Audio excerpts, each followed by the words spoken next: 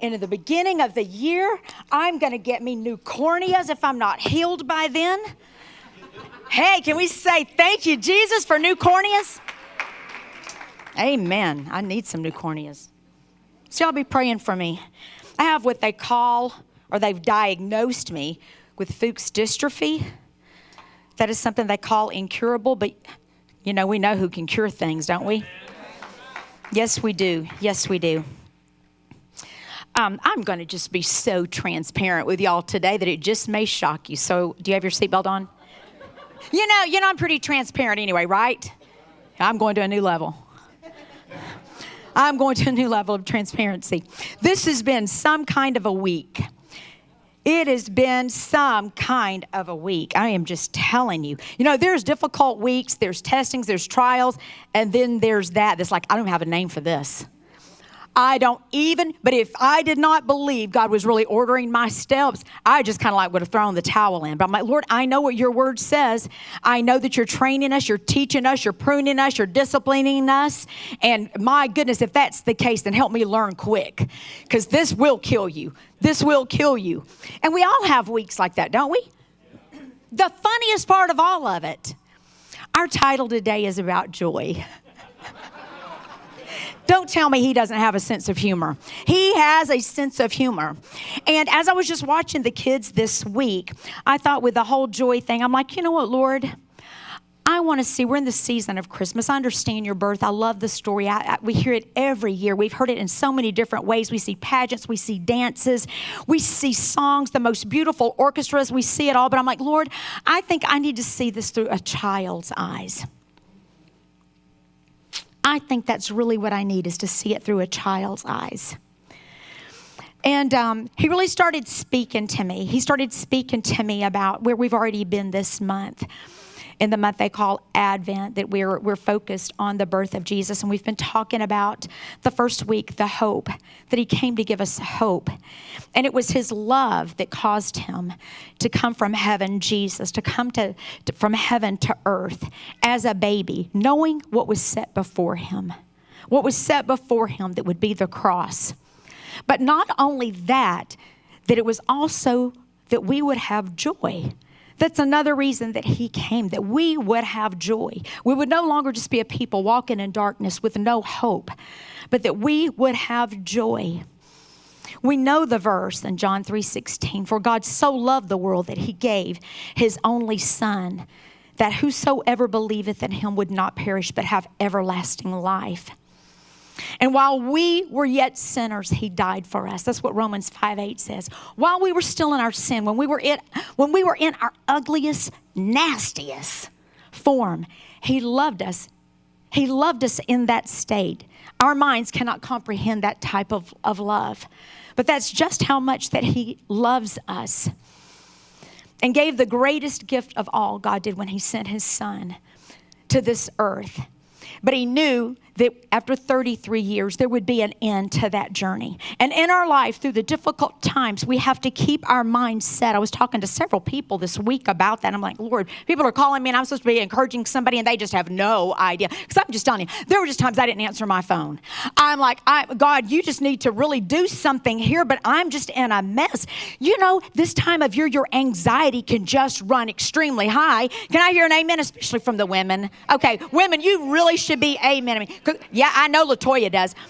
Yeah, we carry this stuff, right? I mean, my husband's just like whistling all day long. And I'm like, what are you whistling? First of all, he doesn't even know what he's whistling. He's just whistling. And I'm like, do you know what I've been trying to tell you? Oh, yeah. Oh, yeah. I'm like, well, I guess we both need to carry stress, do we? One is enough. No, one is enough. But it was really one of those kinds of weeks.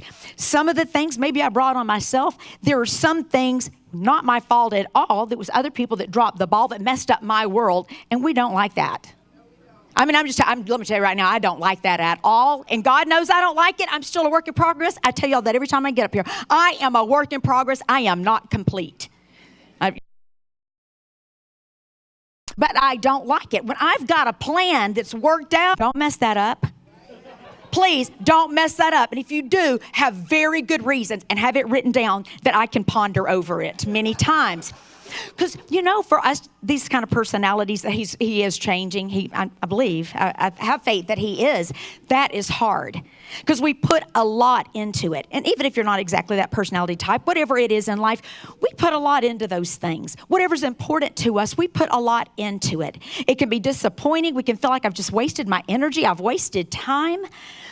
And we still have to get back to the fact, God, you've got me right here. You've got me right here, and I've lost sight of things. I've gotten so consumed with my working for you, doing work for you, that I've not taken the time out to just sit at your feet. And that is many times I'm really ahead of myself, but I'm just moving on today. But a lot of times that is what gets us in trouble, especially women. And I'm saying this about women because we can take on ourselves more than we should because we want to fix things for everybody. We want things to look good for everybody. We don't want it to fall through the cracks, and you certainly don't want it to be on your watch. So, when worship started this morning and the sound, we were in different keys. All of us, I'm like, we should just sing. All of us just pick a key and let's just sing it. I'm like, well, is this not par for the course? Is this Jesus? We practiced, got here, the band at 7 o'clock this morning, and now we got this mess. And I'm like, I'm just done. I am done. I am done. This is about you, whatever. And really, after that, because I put this message together in about 2 days, I'm like, after that, the message will be fine. Whatever then. At that point, I'm not stressed about that because this has just taken me into such a high level of stress because you want to present everything to the very best of your ability. And he's like, I want your heart. I'm not looking for polish. Polish is great. Yes, I love skill. Not nearly as much as I just want your heart.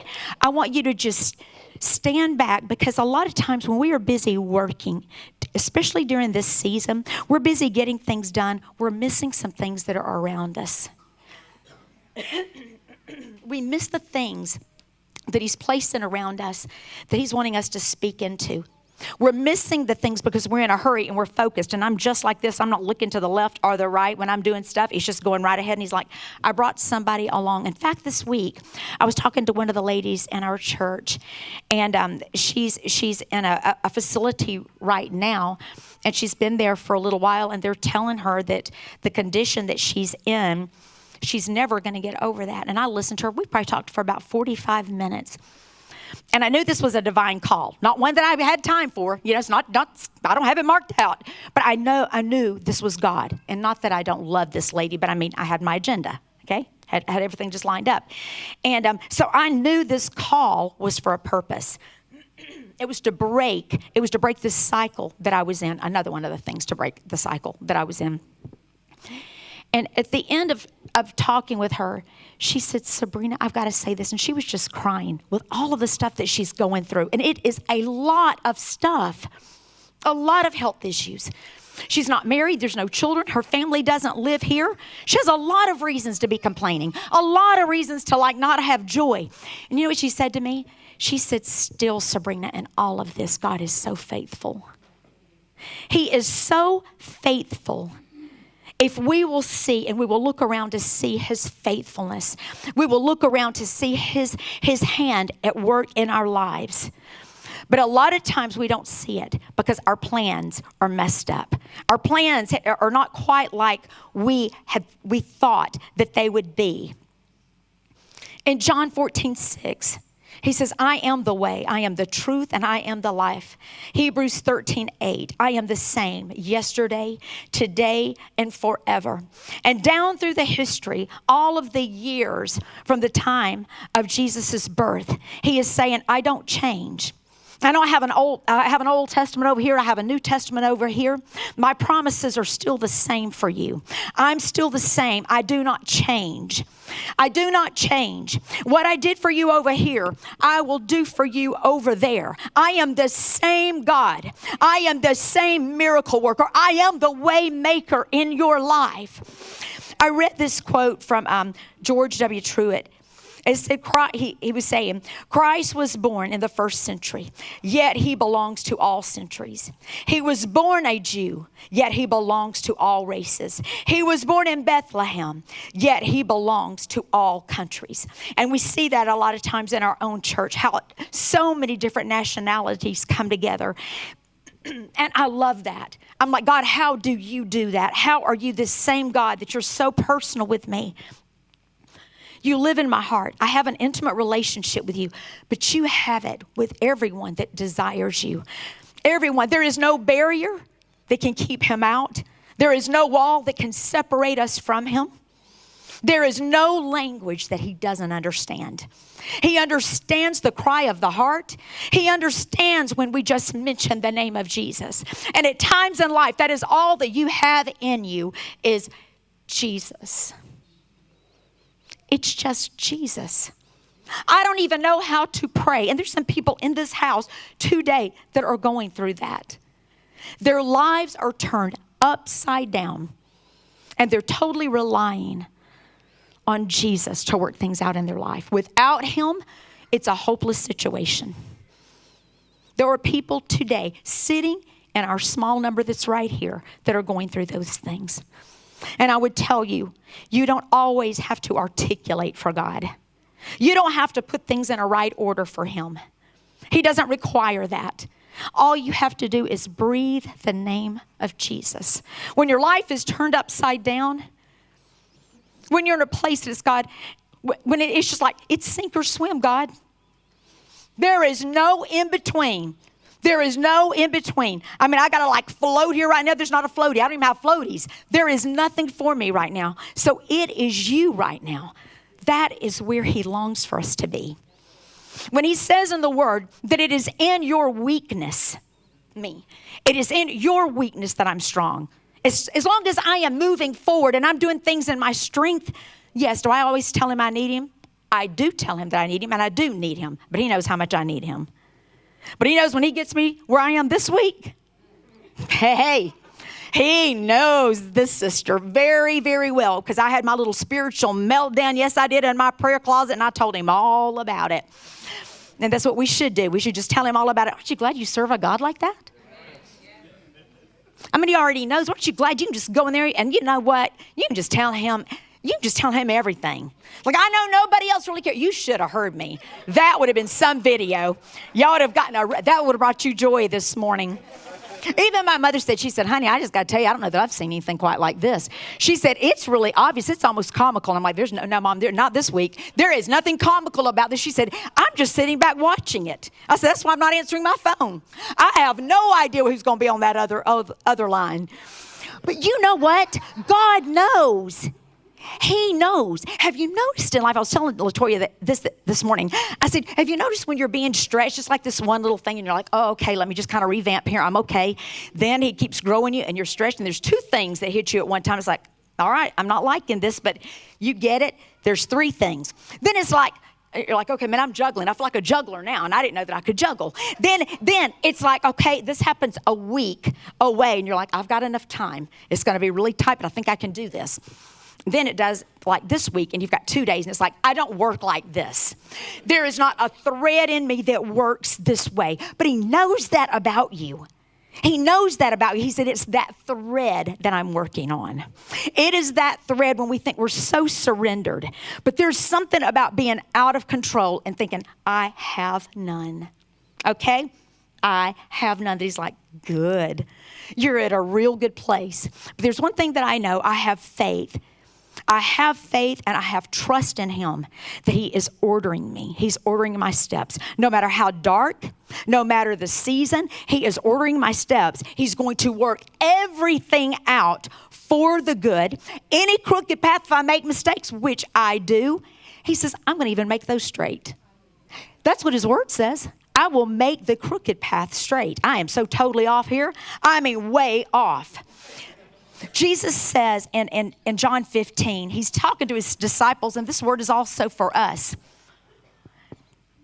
As much as he loves us and all that he went through for us, his 33 years on this earth, he still tells us, you did not choose me, but I chose you. And he says to us, and he's saying to you this morning through this busy season, and he already knows what's ahead of you.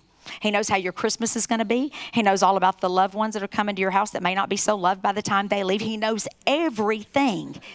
He knows everything. But he says in this, if you will remain in me, stay under my umbrella, remain in me, my joy will remain in you, and your joy will be full. Your joy will be full. So I'm asking you this morning, how many of you, I can't see you, so you don't even need to raise your hand, I can't see you at all. How many feel like your joy is full this morning? Or have you even had time to even think about joy? You know, sometimes we're just so busy we don't have time to think about joy. Because true joy is a rare thing. The life that we live in now, our society, and I think it's probably always been that way, but we blame it on that we're in such a busy society that it is hard to get any kind of stability, just to get just a basic baseline because of the hectic life that we live. But he said, if you will stay in me, my joy will remain in you. There's no reason for your joy to ever be shaken. And if you found that in the life of a child, their joy is never shaken as long as mom and dad's there. They know they're taken care of. These little ones up here today, when we were singing in 2 different keys, it didn't stop them from dancing. They did not care at all. They had their little script together. They knew their moves, and they were doing their moves, and I was just watching them because I can see them. They were smiling at each other, and the Lord has just been speaking to me, Sabrina, I just want you to be like a child. We get so concerned about, do I have all of the right food? Have I sent out all the right presents? Do I have the extra presents in case I get a present that I don't know that I'm going to get? Have I bought everything exactly what they want? Is my meal ready? Have I gone to the grocery store? Do I have everything that I need? Are my decorations done? Kids just aren't like that. They are not. I'm going to read you this because I just thought this was so cute. I read another quote about Christmas and how we're just each year, you know, some of you change colors every year. Some of you buy different trees quite often. And we're always just trying to do things. We want it just to look beautiful as an adult. We just want the setting to be so pretty to look at that beautiful Christmas tree. And hopefully all of the lights are working by the time we sit down to eat and our table is spread and it's just so beautiful. You know, but in this quote, it says, never worry about the size of your Christmas tree. In the eyes of children, they are all 30 feet tall. And I'm like, that is so true to a child. They don't care. We stress over, do I need colored lights, clear lights? My lights are out. The kids are like, I don't care. I just love lights. I don't care that there's no order to them. They can blink. They cannot blink. They can totally be off the system. These cannot be working. These are working. And they'll just look at the ones that's working. They'll just ignore the ones that's not working. Kids don't stress over things. They're not like we are. They don't do that. They don't care if the bows and the paper match. They just don't care. They don't care if they're eating on paper plates or china. It doesn't matter to them. They really don't care. And the Lord, it's like he was just saying to me, he just shows me things like this. He's like, I need you to be like this. They're still working. They're still working on their routine. They're doing the best they can, but they're not stressing over it. Not at all are they stressing over it. If they miss a move, they just kind of look at each other and shrug their shoulders and keep going. And he's like, Sabrina, that's what I want you to be. That is what I want to do in you. That is fine that you want to be skilled in what you do. There's nothing wrong with that. But when it rules you, when it rules my temple, there is no room for that because I have to rule you. I need you to stay in my spirit at all times. I need you to be full of love. I need you to be full of my joy. And that is okay that it's not our own joy. I don't know if you know that, but that is okay. The whole bottom can be falling out and you can still rejoice. And my mom has said that forever. Honey, it's all good. She's got me going around the house saying, you know what, it's all good. I'm like, oh my goodness. No, because this is not good. But you know what? I've picked that up from her. And you've probably, if you've been around her very long, you're going to hear her say, I'm so excited. God is doing stuff. I'm telling you, he's doing something. And I'm so excited. I don't know what to do. I'm living in expectation. That is what I lived with growing up. And I think it's getting in me a little bit.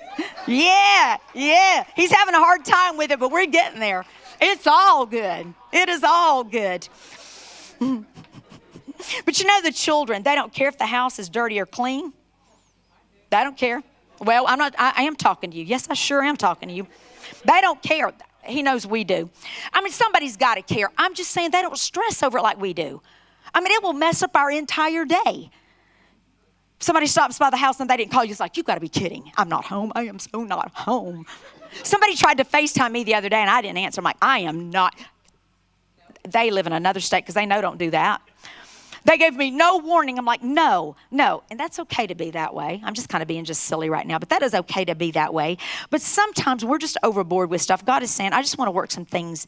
I just want to work some things out in you. And also for children, have you noticed they can watch the same movies over and over? Over and over, and they will sit there captivated like they've never seen that movie. They can. They're entertained all over again. They love it as though they've never seen it, and they're seeing it for the first time. Their little eyes are just glued to it. He's like, I want you to be that way every time you hear this story about me.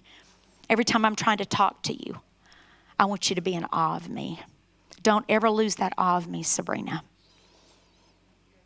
You've been there before in life, and he does know that I know I never want to be there again. But it's easy to lose the awe of who God is. We can start treating him common as though I just know you're there, but I've really got this to do. I'll get back to you in just a minute. That does not work with him. That does not work with him. A lot of times I'll try to do things around the house. I'll try to do with, I've said this before to you, kill two birds with one stone, and he will say that exact same thing to me. He's like, don't. You don't need to talk to me right now. You are preoccupied. I want all of your attention. I'm not all of your other friends. I'm not your family that you can do 2 or 3 things at one time. I want to speak to you.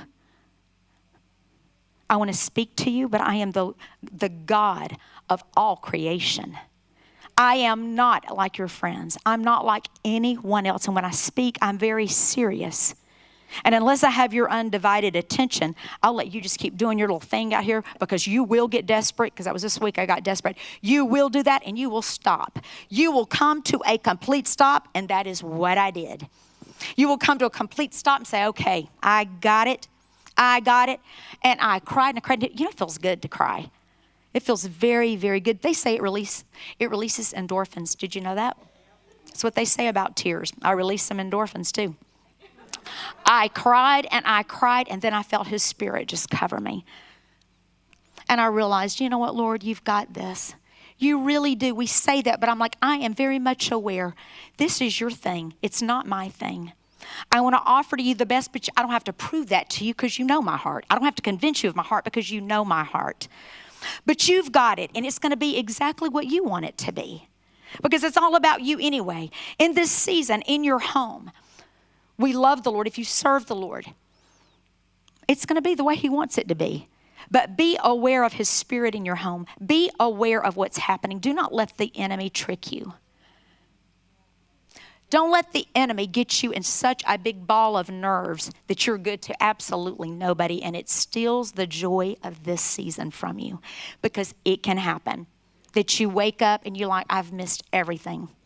Maybe I've even forgot to take pictures. I really don't know, because I just got myself in such a mess. That's never his will. He wants us to see the good. He wants us to see the beauty. And that's the way children are. They see the good in things.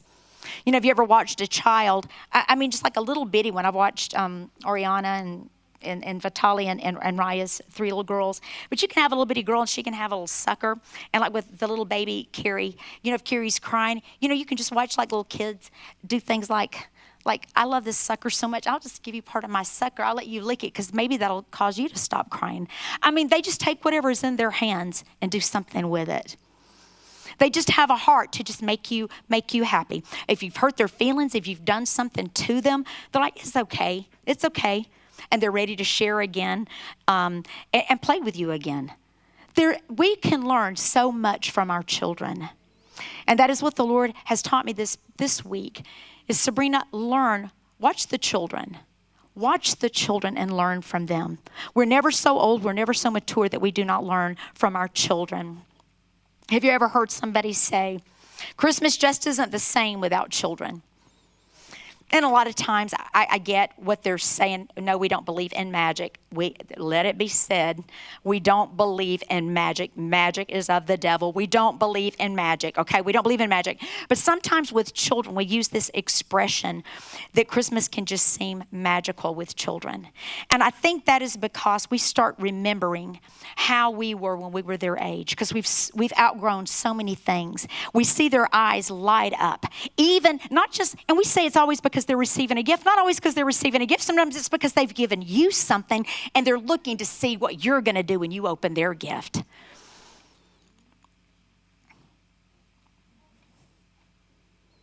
children have the awe and the wonder that we wish at times we could go back. Like there's times that we always, you know what, just to be a child again, all the responsibility, all this, all the pressure, all. That's the progression of life. I watch those now that are older than I am, and I'm like, oh boy, I got that going up there, and I'm like, I better learn when I need to learn right here because I got something else over here to learn. But God's strength sustains us through every phase of life, every growing season, every age, every decade. We will continue to learn. We will never arrive. The sad thing, and you've seen people like this, they're in this season over here, and they refuse to learn what they were supposed to learn. They get in this season right here, and you see it come back around. Still don't learn. They get in the next season. It comes around. It looks a little bit different, but it's really the same thing. And they still haven't learned. I don't want to be that. I want to keep learning. But I don't want to take a lifetime to learn some lessons that God is trying to teach me. That He would say to me, if you would have just learned this, these are the things that I wanted to do with your life. You just kept, you just refused this right here. And it would have really been so easy. All you had to do is just relinquish your strong will, surrender, and just let me take the reins. That's all you had to do. And I think that speaks to a lot of our lives in here. We're so bent on trying to control, manipulate it, fix it. And we don't even look at it as manipulation because it's for the good of everybody. So that just kind of takes care of the word manipulation. It's not manipulation. If everybody, advances because of it and everybody likes it, that's not manipulation. It's just all working together for good. He's like, no, it's really not. I need you to just move your hands from it. Let me teach them in my way. Let me teach this one over here. You can't push them to learn the things that only I can teach them. So focus on you and what it is that I am trying to teach you, because you've lost a lot of your joy that I want to rekindle in you. And I don't want it to be partially full. He says to us, and he said to me this week, I want your joy full. I want you to be full, Sabrina. I want to get you to a place that no matter what happens, you aren't shaken. Yes, you may cry. Somebody asked me today, said, is it still okay to cry? And I'm like, why? Yes, it's okay to cry. You can cry. You can be disappointed. And you can still be full of joy. The Bible says you can even be angry and sin not. I almost crossed that line. I didn't, though. I did not, but I came very, very, very close to that. And you know what? If you cross the line, you just say, Lord, I'm sorry. You get back up. The word says, though a good man falls 7 times, he will get back up again. He knows who we are. He knows that we're flesh, but he wants to change the flesh. I'm reminded of a story in the Bible, and this was just coming to me last night as I sat there. I'm like, I'm just going to put all that down. Let me just put it all down because I don't have long to do this, and I can't do it the way I want to do it. So if you'll just talk, I'll write. I'll just put this down. He said, remember Martha and Mary? I'm like, oh, here we go with Martha and Mary again. Because he'll bring those stories back to me. I'm like, yes, I do. And he says, there's something I really want to teach you about this. Because I'm the one that always says to him, God, somebody's got to do this. This has to get done. Eventually, like Martha, somebody's got to eat around here. I can't stay at your feet forever. Somebody's got to do this. And if we all just want to stay at your feet, who's going to do this? That's, I fit into that. Although I do love his feet, but I've got that Martha thing. But he said, read this. I want you to read that story, how up in the air Martha is. Because she goes to Jesus, almost like she's rebuking him, right? And she says, Jesus, will you tell Mary to come help me? It's like all she's doing is sitting. Can't you just see this? I so got a visual of this. Mary just sitting there at his feet, listening to his stories, and Martha's in there sweating, burning up, cooking. Because who knows if it was just Jesus there, if it was the 12 disciples with him, he had a whole entourage. It's like she's thinking ahead. But what Jesus was showing me in this last night, it's like all of that stuff was going to get done. But when you put me first and you sit at my feet, I change the way everything looks. I can even curb your appetite to where you won't be hungry. I don't even need 2 fish. I can totally curb your appetite. You think you would want a diet pill? I can totally curb your appetite where nobody in there is even hungry. I am a miracle worker. I have ideas that you have never thought of. But because he said to Martha, Mary has chosen the right thing. He wants us to choose the right thing. He wants us to keep the order of our lives with him first. Him sitting on the throne of our heart, no matter what your personality type is. You may be the easiest going person in the world. He wants to be first. That doesn't mean you're always starting the morning off with your Bible just because you're the easiest person in the world to get along with either. He still wants to be first. He wants to sit on the throne of your heart. And he will not allow there to be anything else, not even work for him, will he allow to be first in your life. There was one other story I was reminded of last night, and I'm finished. And I really hope that this helps you. I really felt to just share from my heart my experience of this week. Because what I started to do, boy, I'm being so transparent, big, but it's not bad. It's not bad. I started, but it didn't. I started just saying, you know what? The whole thing has just gotten so blah, blah, blah, blah, blah, blah, blah, that, Gary, you just do this. You do this. You bring the word. You got it. You can do it. I got this other stuff to do. And, he knows what you're pondering in your mind, right? He knows your thoughts. So before I ever said any of that, because I never did say it, he said, why do you think you've had a week like this? I'm giving you a message. You are living a message this week. Speak what you have seen me do in your life. I am going to fill you with my joy. You had to get to the end of yourself, but I'm going to fill you with my joy. And people need to hear that. They're looking for joy. People are looking for a place that they can rest in. That there is just a contentment and a rest. Even when you're not getting everything that you want, if you don't get the gift you want, if you think, I can't buy this year like I did last year and my heart's broken, he's like, you don't have to buy this year. Who said you have to buy anything? They didn't even make room for me. I didn't have a hotel either. I was with the cattle. You're not sleeping with the cattle, are you? We have a lot to be thankful for. And sometimes maybe you'd rather sleep with the cattle. I don't really know. But we're not. We're not sleeping with cattle. Seriously. But he said, tell them what I'm doing in you, because people need to hear that. This is a season. They get so busy. Yes, they love me and they know what it's all about. But they get so busy, they leave me out, and they're missing opportunities to share what I've put inside of them.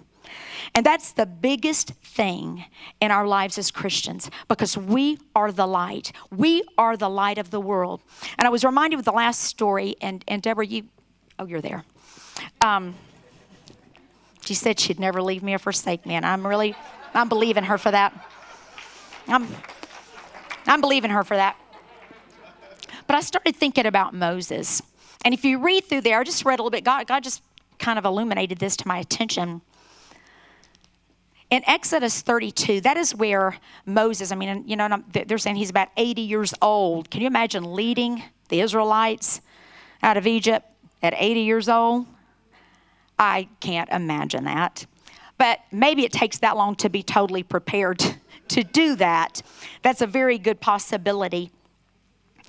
But this is a time that God was so angry with them in Exodus 32. He was so angry at the Israelites because it was never enough. And as soon as they didn't get what they want, they were going back.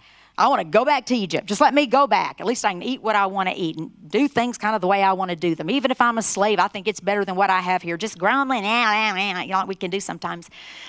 And Moses speaks up, and he's speaking up for the Israelites. And he's talking to God, and he says, don't do this to them. Because God is saying, you know what? Maybe I should just wipe them all out and really build my kingdom all over again with just you because of how they're acting.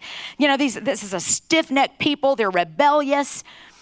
And Moses intervenes, and he said, if you're going to blot them out of your book, blot me out also. There was such a love that he had for them at that time.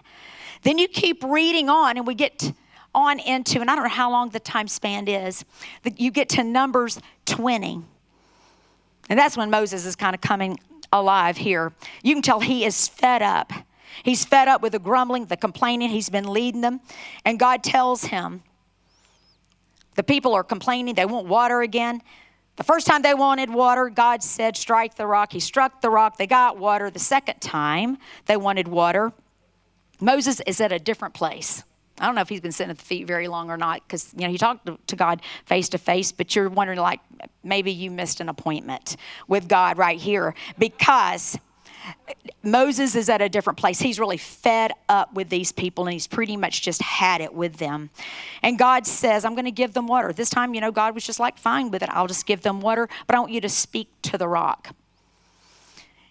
So Moses, he gets together with Aaron, and he goes to the people. And this is what he says to them. He calls them a bunch of rebels. He says, you're a bunch of rebels. Must I also get water out of a rock for you too? He was at a different place. That is at times what can come out of us when we're not spending time at his feet. The flesh starts talking, and we all get tired. In this room, every one of us is the same. We all get tired. We have our level of energy, and when it's spent, it is spent. That is why it is so important to keep him first, that it is his grace that covers us at the times the flesh is tired. The flesh has had it, and we're at the end of ourselves as far as our being on this earth. And it's like, I need your spirit to speak for me. And he will do that. He will do that. But he knows the things that he has taught us. He knows where you are in your walk. We're not all in the same place. But this season and today, I just want you to evaluate as we sing our last song. Evaluate where you are. Do you have the joy? Was there a time in your life that you had more joy than you do right now? Now, I'm not talking about, are you just tired? Sometimes we need a nap. You're just tired. That's okay. I'm talking about your joy. Because you can tell when it's like, I just need to go lock myself up and get away from everybody probably. He's like, I don't want you to be that way. If you're going to lock yourself up, I want you to lock yourself away with me. Because when he fills you, when you feel his spirit cover you, it changes everything. So this morning, if that is where you are, all you have to do, and I said this from the very beginning, is call out on the name of Jesus. Stop long enough to call out the name Jesus.